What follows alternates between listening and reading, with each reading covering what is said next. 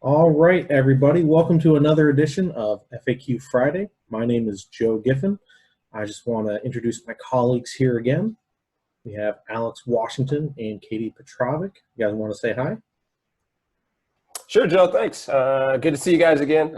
It's awesome to be back just to share some of our career knowledge and hopefully give you guys some tips that'll help you be successful in your career search and application. Yeah, just welcome back, everyone. Thank you for joining us, and we hope you're having a very happy Friday. So today we're going to be talking about effective resumes. Our big pieces here are resume formatting and then some general questions that we get a lot as career coaches. The first thing I like to talk about with resumes is that they are on a spectrum. There's a lot of gray area when it comes to formatting and content, but there are things not to do, there are good things to do, and there are ways to be great and stand out. So some of the basic pro tips I have for you. First thing is resume should only be 1 to 2 pages. If you're onto a second page, it has to be full. It's not a page and a quarter, not a page and a half. It needs to be full. We want you to use a serif font, no smaller than a size 10, similar to APA or MLA formatting using something similar to Times New Roman. We just want to make sure we stay away from things like Arial and Calibri.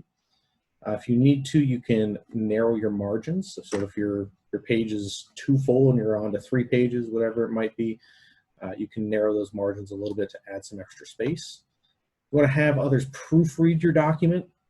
We're here to help you. We can definitely take a look at it. The Writing Center is also phenomenal to double check for spelling and those kinds of things. One of the biggest things that we see as well, we want to make sure you're bolding your titles and experiences, not who you worked for or where you went. The goal of the resume is to get you an interview, not to get Augustana an interview, not to get anybody you worked for that interview. You want to market yourself.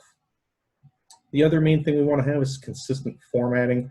We're going to talk a little bit about templates here in a moment, but just make sure everything looks the same throughout your document. The final piece I want to mention for my pro tips is making things short and to the point.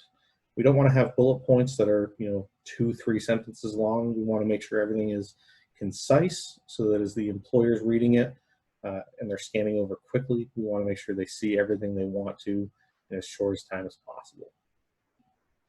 So one of the first questions we typically get are things, what can I put in my resume? And a lot of the things really, it's just space dependent.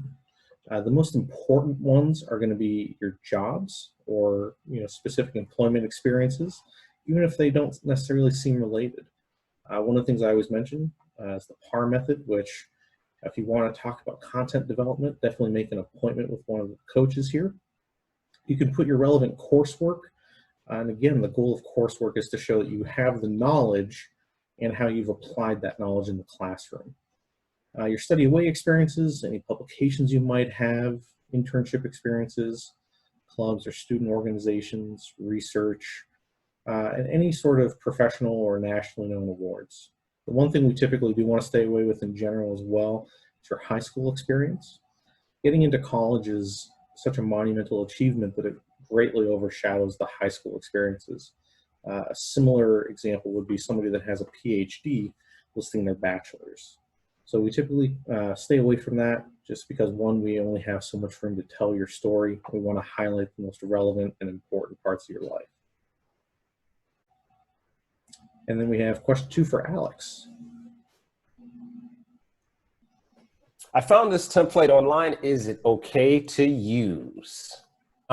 Typically, when I talk to students, when you're talking about creating those resumes, I know that the templates can be easy and they kind of plug the information for you in places they should go. But generally, I'd say stay away from templates for a few reasons. One of the reasons, they're just so hard to customize and edit once you get them into that format. You'll see a lot of times with different colors, or you'll see different spacing issues that happen. And so it's really hard to kind of, maybe shrink those margins or move information around if you use some of those templates. Also, sometimes those websites where you get those templates from, they can archive information, sell it, do things with that information. So you just don't want to have kind of your personal information out there on the web like that. And then other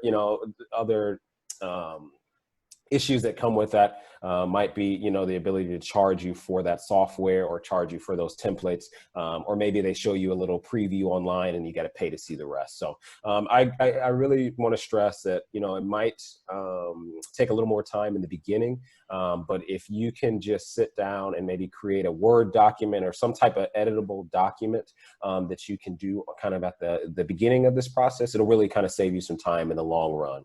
And then we also have a few resume kind of templates online on Handshake, where you can kind of see information of what goes into that resume, but also download a few templates that'll kind of put some of that information in places that you can edit it in an easy format there. So you can definitely find those on Handshake, just under the resources under the resume page there.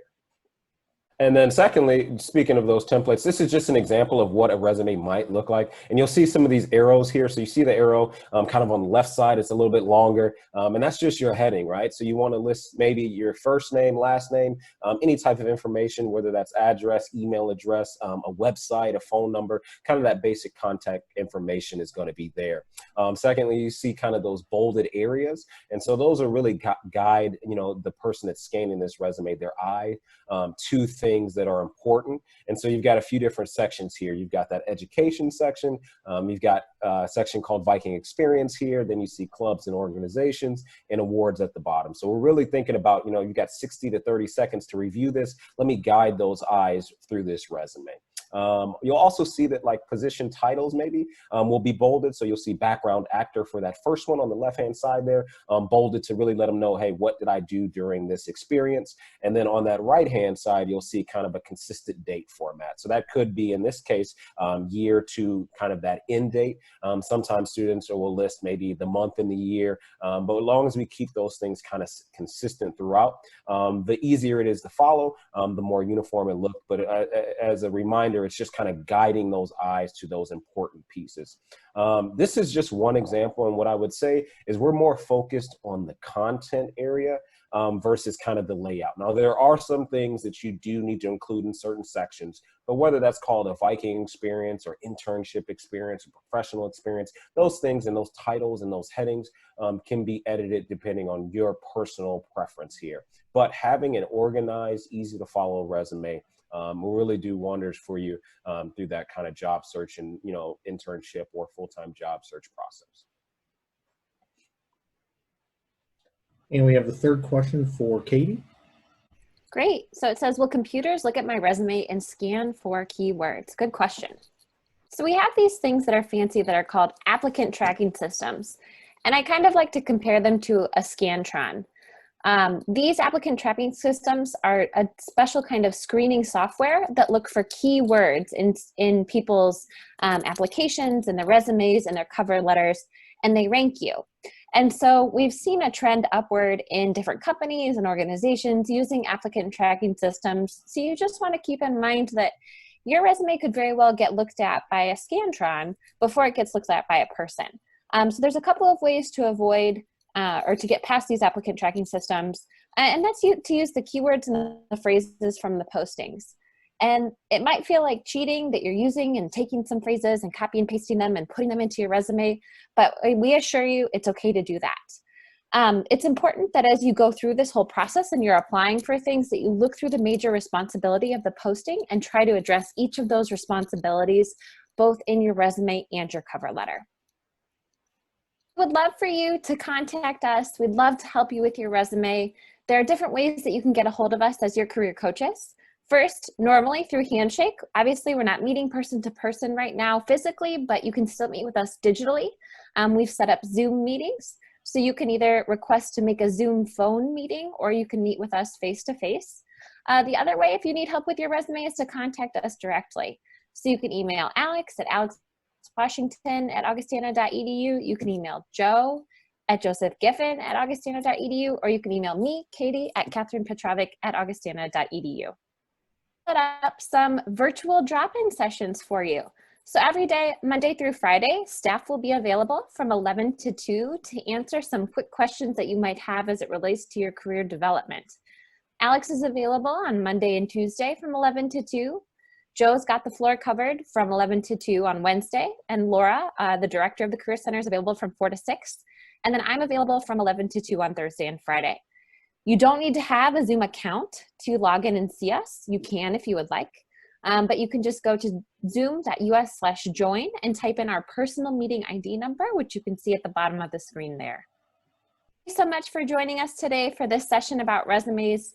We look forward to supporting you and hope that you're doing well as you're transitioning to e-learning. Take care, and we'll see you again soon.